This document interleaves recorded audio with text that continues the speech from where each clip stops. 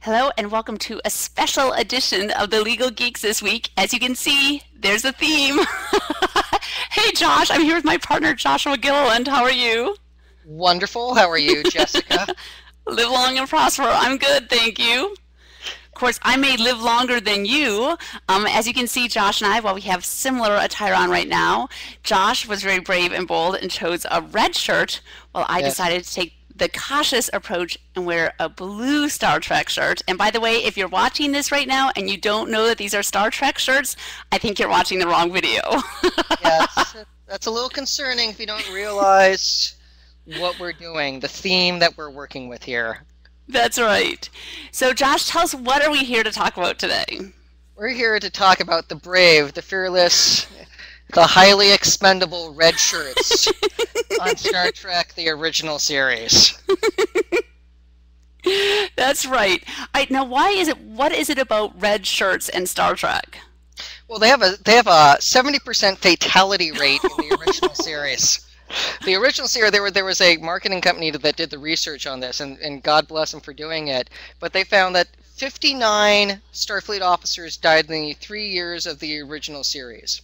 Holy 40, cow. 43 of them wore red shirts, making a 70% fatality rate. And so, again, you don't see any red shirts with gray hair. No. Um, they're all young, fresh out of the academy. They're engineers or they're security guys, and they do the job. And you see them beam down to planets, and oh, we've never seen that guy before. He's marked for death. So, Sorry, dude. Yeah, so when the poor actors would show up for their chance to star on Star Trek and they were handed a red shirt, they were like, oh, so much for multi-show arc here. like even blue ones and gold had their limitations, but more on them towards the end. But red shirt deaths were extreme. The only red shirt woman to die was turned into a cube and crushed.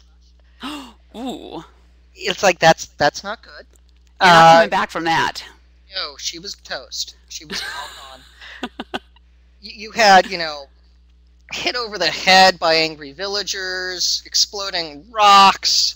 You had being vaporized. You had aliens killing people. There was no shortage. There was absolutely there was the computer that vaporized somebody. It was putting on the red shirt meant Ensign Rookie was marked for death, and it was a recurring theme and a joke throughout the entire series, in which It's they almost then like Kenny on South Park, by the way. Like, how can we kill Kenny this week? How can we kill a red shirt this week? they even did a parody about that with a kid in a red shirt with the Star Trek logo who got killed in one of the early episodes. So they've Nice. also had fun with it. So, but they were the security guys. They were the engineers. So again, they were marked for death. So how do you tie red shirts into a legal post? Well, when you take a job, jobs have Mhm. risks, and especially if you're going to become, say, a police officer or join the military, your life's in danger when you do that. Or if you Mhm. engage in some activity, say like it's zip lining or something like that, you sign a waiver saying like, hey, we're assuming the risk that something goes wrong. So we have issues of assumption of risk as a highly dangerous career in becoming a red shirt. Now, for those who are not familiar with the concept of assumption of risk, it requires generally an express agreement. You can also have implied assumption of risk based upon conduct, and that means somebody has to know about the risk, and they voluntarily, assume to go out and do that activity. And putting on a red shirt and beaming down with Captain Kirk, Spock, and Dr. McCoy seems to be a prime warning sign of things can go wrong for you, uh, based on that. So maybe not when the Enterprise first set out to boldly go where no man had gone before, but maybe after a few months on the ship, when the guys in the red shirts didn't come back, at some point in there, you have to decide, where is this a knowing assumption of the risk?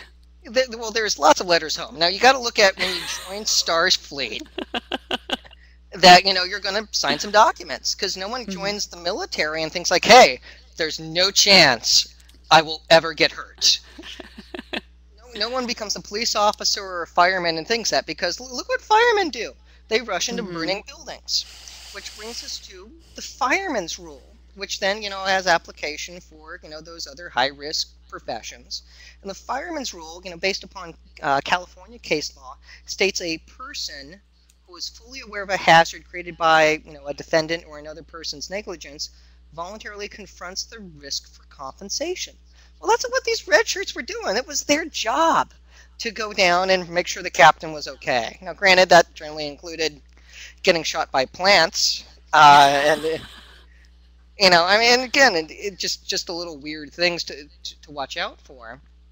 But when you think that the job involves boldly going where no one's gone before, that is to seek out new life and new civilizations, that assumes a couple things. That assumes they're all going to be friendly, and that they all like the color red. Red's an anger color, and maybe that's a universal constant as well that made them target practice for anything.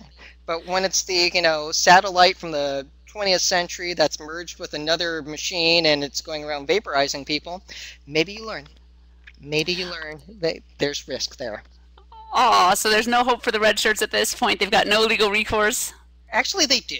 It would turn upon if it was like something normally within the conduct of their job. So if you climb into a Jeffries tube and there's an accident because circuits short out, or you're fighting Klingons because that's something that you do, that's like within the normal course of your employment that you can predict that it's foreseeable that stuff like that can happen.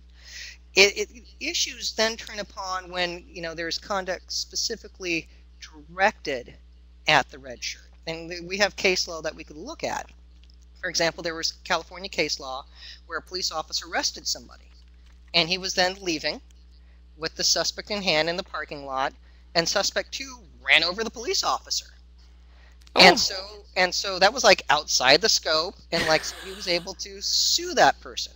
Conversely, a police officer in a high-speed chase wouldn't be able to recover for their injuries sustained in the high-speed chase unless they could find something else. But that's something normally within the scope of their employment. So if we look at Star Trek, when you think of the Man Trap, which was the first episode that aired, that has the creature that the scientist is harboring, that's a shapeshifter that sucks the salt out of people, that went through a few people. That killed a few people. And you would recover for that because that scientist created that situation that was placing people in harm. Also, in the Ultimate Computer, you had the computer that was installed on the Enterprise to be able to run the ship with a minimal crew and conduct a war game. Well, it gains a sense of identity, and as they often do. Yeah, and vaporizes a red shirt as it's as it's expanding, and its creator kind of drags his heels and doesn't help in stopping that, and that's Daystrom. So it's a bad thing when that happens. So you could argue he should be able to, well, his surviving family should be able to recover for him getting vaporized by this Ultimate Computer because Daystrom didn't stop it, didn't turn off the machine at that time. So you could make those arguments under specific situations. But there's you always look to the fact, boldly go where no one has gone before to seek out new life and new civilizations. And that's going to be a tall order to get over because you purposely are going into the unknown, challenging the unknown. And I think that you assume a lot of risk when you do that. So in other words, I'm going to stick to my blue shirt. I'm going to wish you, Josh, live long and prosper. But if I were you, I would take that red shirt off right now. Any final words before we sign off and you run and change? Boldly go. All right. Well, stay geeky, Josh. You too, Jessica. Thank you, everyone. Bye.